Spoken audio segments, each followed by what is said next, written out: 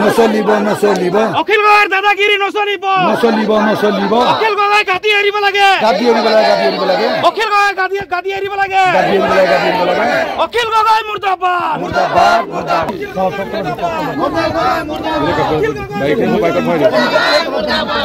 দাদাগিৰি নচলিব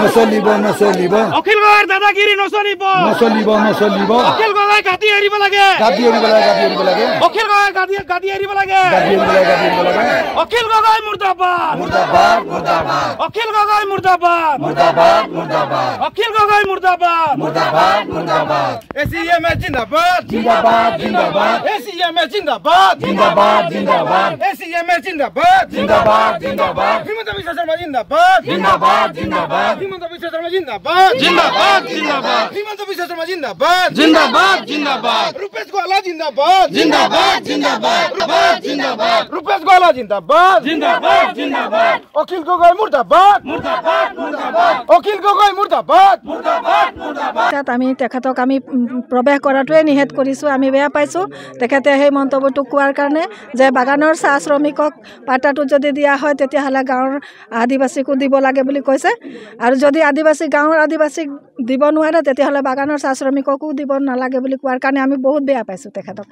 হয়, মই ক'ব বিচাৰিছোঁ আজি দীৰ্ঘদিনীয়া সমস্যাখিনি আজি আমি অসম চাহ জনগোষ্ঠীৰ যিমান আছে শ্ৰমিক, সেই শ্ৰমিককেইটা আজি যি অসম চৰকাৰে যিটো এটা পদক্ষেপ লৈ আছে, যে অসম চৰকাৰে যিটো পদক্ষেপ লৈ আছে আমাৰ চাহ শ্ৰমিকৰ উপকৃত হ'বৰ কাৰণে আজি মাটিৰ পাটা আবণ্টন দিবলৈ আগবাঢ়ি আহিছে, তেখেতক আমি অসম চৰকাৰক আমি ধন্যবাদ দিবই লাগিব। আজি এই চৰকাৰ যেনেকুৱা ধৰণৰ পদক্ষেপ লৈ আছে আমাৰ চাহ জনগোষ্ঠীৰ হিতত যে মাত মাতি আছে, সেইখিনি আমি বহুত ধুনীয়া আমি এই চৰকাৰক আমি ধন্যবাদ দিছোঁ।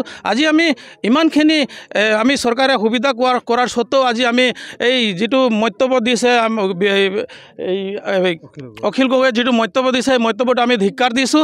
আজি এই কথাটো অখিল গগৈয়ে ক'ব নালাগিছিলে একচুৱেলি।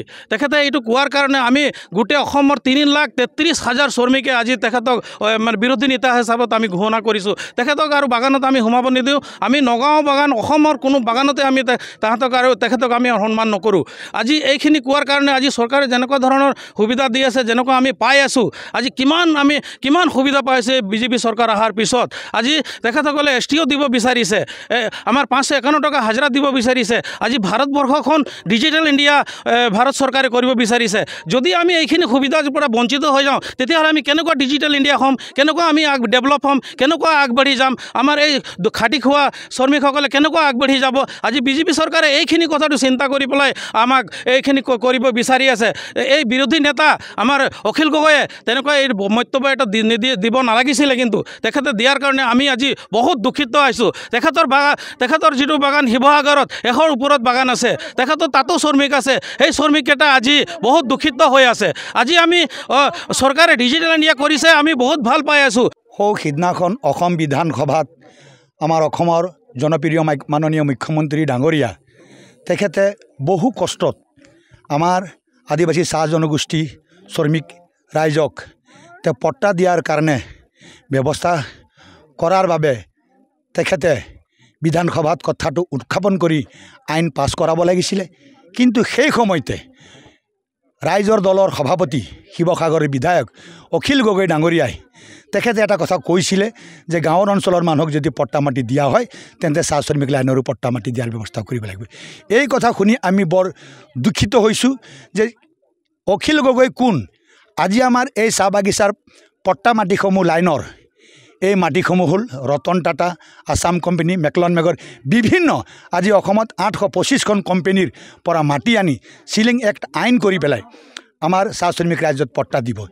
এই কথাটো তেওঁৰ নৈতিক অধিকাৰ নাই এনে কথা ক'বৰ কাৰণে যে চাহ শ্ৰমিক লাইনৰ মানুহ পট্টা পাব নালাগে। দ্বিতীয় কথাটো মই ক'ব বিচাৰোঁ, আজি আমাৰ তেওঁ এতিয়া কংগ্ৰেছ দলৰ লগত হলি গলি কৰি আছে, মিত্ৰতা কৰিম বুলি কৈ আছে। আজি আপোনালোক ভাবকচোন, 50 বছৰৰ অধিক কাল কংগ্ৰেছ দলৰ চৰকাৰ অসমত চলালে, গঠন কৰিলে, কিন্তু আজিলৈকে আজি যি উন্নয়নমুখী কাম কৰিবলৈ লৈছে আমাৰ বৰ্তমানৰ হিমন্ত বিশ্ব চৰকাৰ ডাঙৰীয়াই, যে আজি বাগিচা লাইনসমূহত ঘৰ গ'লে পকী ৰাস্তা, হস্পিটাল যদি যায় ঔষধ খাবলৈ পকী ৰাস্তা, দৰমহা আনিবলৈ গ'লেও পকী ৰাস্তা, ফুটবল খেলিবলৈ গ'লেও পকী ৰাস্তা, এইখন চাহ বাগিচাৰ পৰা সেইখন গাঁৱত গ'লেও আমাৰ পকী ৰাস্তা।